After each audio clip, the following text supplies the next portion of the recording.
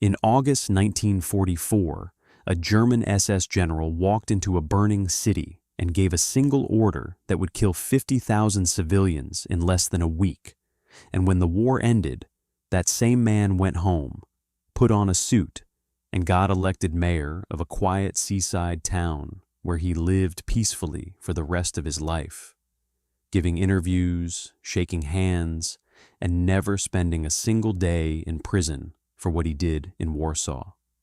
His name was Heinz Reinefarth, and the story of what he did and how he got away with it is one of the most disturbing things to come out of the entire Second World War. Not because of the scale alone, but because of how completely the world chose to look the other way. Reinefarth was not some shadow figure who operated in darkness and was never identified. He was photographed, documented, named in testimonies, accused by survivors, investigated by prosecutors, and written about in newspapers while he was still alive and serving as an elected official. And none of it mattered. None of it touched him. And that tells you something very dark about how post-war Europe chose to handle the men who carried out its worst atrocities.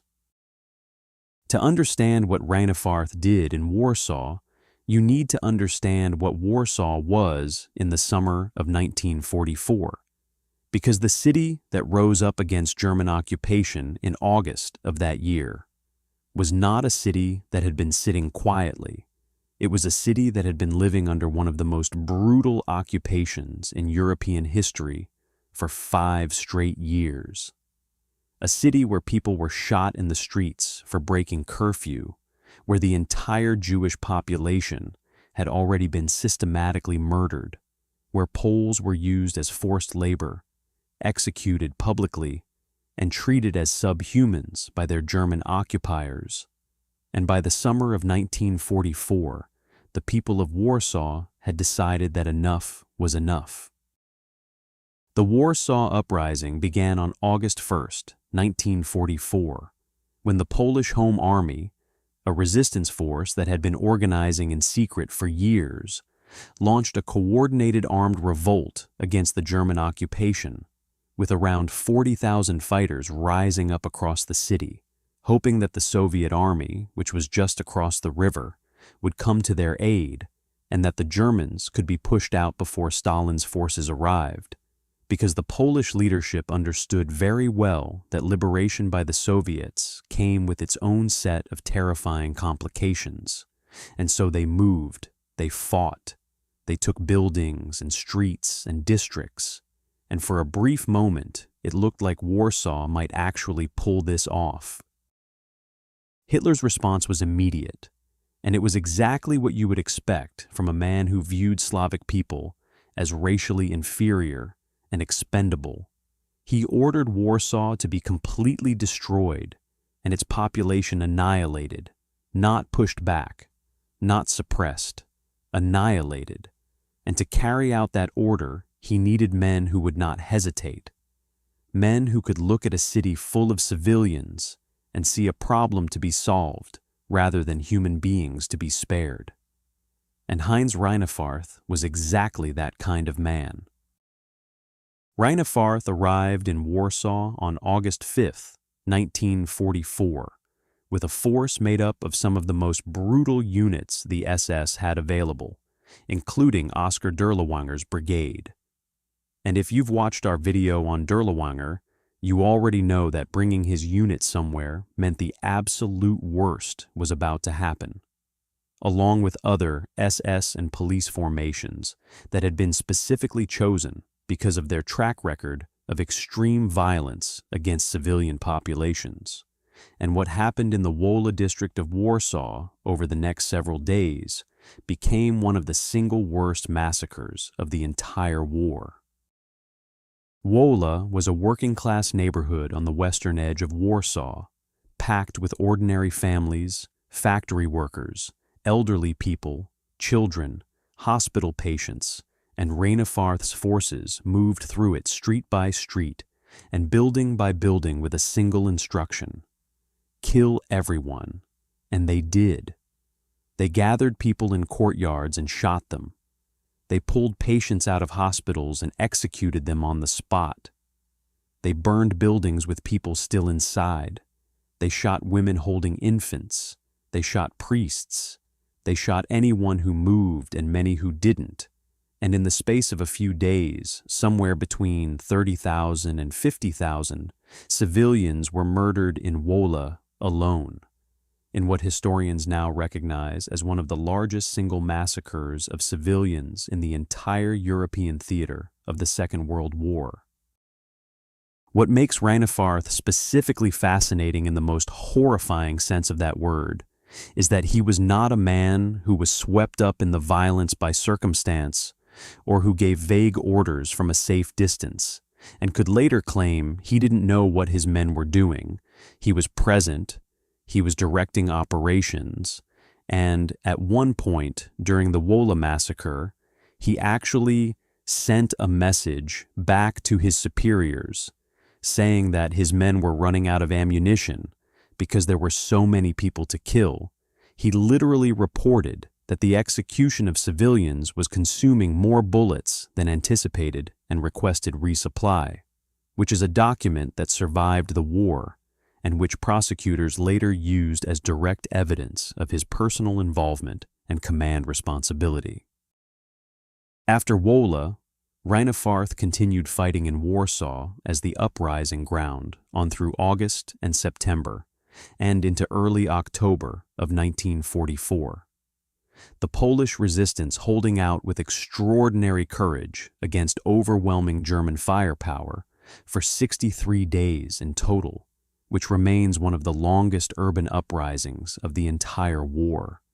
And when it finally ended and the last Polish fighters surrendered, Hitler followed through on his order to destroy the city, sending in special demolition teams to systematically blow up whatever was still standing, reducing Warsaw to rubble so completely that when Soviet forces finally entered the city in January 1945, there was almost nothing left, just ruins and ash where one of Europe's great cities had been. Reinefarth survived the war, was captured by Allied forces, and then something happened that set the tone for everything that followed, which is that nothing else happened. He was held for questioning, investigated briefly, and then released. And he went back to West Germany, where he resumed civilian life with a speed that should have been shocking, but which was unfortunately very typical for SS officers in the post-war period, because the West German government and its Allied backers were far more interested in building a stable anti-communist state than they were in hunting down every man who had committed war crimes in the service of the Nazi regime. And Reinefarth understood this perfectly and took full advantage of it. By the 1950s, Reinefarth had settled in Westerland on the island of Sylt, a wealthy seaside resort town on Germany's North Sea coast, the kind of place where successful professionals retired to enjoy the clean air and the beaches, and he became not just a resident, but a civic leader, a respected member of the community, a man who gave speeches at local events and sat on committees, and was generally regarded as a fine, upstanding citizen. And in 1951, the people of Westerland elected him mayor, a position he held until 1964, more than a decade during which he ran a German town, while survivors of the Wola Massacre were still alive and still waiting for justice. The Polish government tried repeatedly to get West Germany to extradite Reinefarth so he could be tried for war crimes, and the West German authorities responded with a combination of bureaucratic delay, procedural obstruction, and what can only be described as institutional indifference. Investigations were opened and closed. Prosecutors filed charges and then dropped them. Witnesses came forward and were not followed up on, and Reinefarth himself maintained throughout all of it that he had simply been a soldier following orders in a combat situation and that the deaths in Warsaw were a tragic consequence of war rather than a deliberate massacre, which is a defense that falls apart immediately when you look at his own communications from the period, but which apparently was sufficient to satisfy the West German legal system repeatedly over the course of many years. There's a particular detail about Reinefarth's post-war life that stays with you, which is that he was not hiding, he was not living under a false name in South America, like some of his more notorious colleagues. He was right there in plain sight with his real name on the ballot, and Polish newspapers wrote about him. Polish survivors spoke about him. International journalists covered the story of the Butcher of Warsaw, who was now a German mayor, and the West German government essentially shrugged and said there was insufficient evidence to proceed, which, given that his own wartime communications survived and were sitting in archives, is a statement that requires a very particular kind of willful blindness to make with a straight face. Reinefarth died in 1979 at the age of 76, having never been convicted of anything, having lived a full and comfortable life in a nice town on a beautiful island, and the closest thing to accountability he faced in his entire post-war existence was the occasional newspaper article and a few investigations that went nowhere.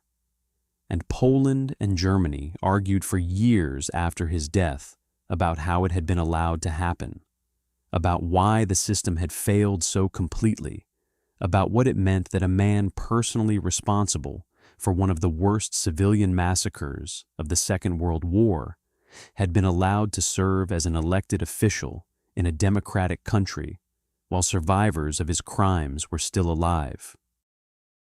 The Warsaw Uprising itself is not as well known in the West as it deserves to be, partly because it ended in total defeat and the city was destroyed, partly because the Soviet Union spent decades suppressing information about it since the Red Army had sat on the other side of the Vistula River and done nothing while the Germans crushed the uprising and slaughtered tens of thousands of civilians, and partly because the story of what happened in Wola specifically is so extreme that it's difficult to process.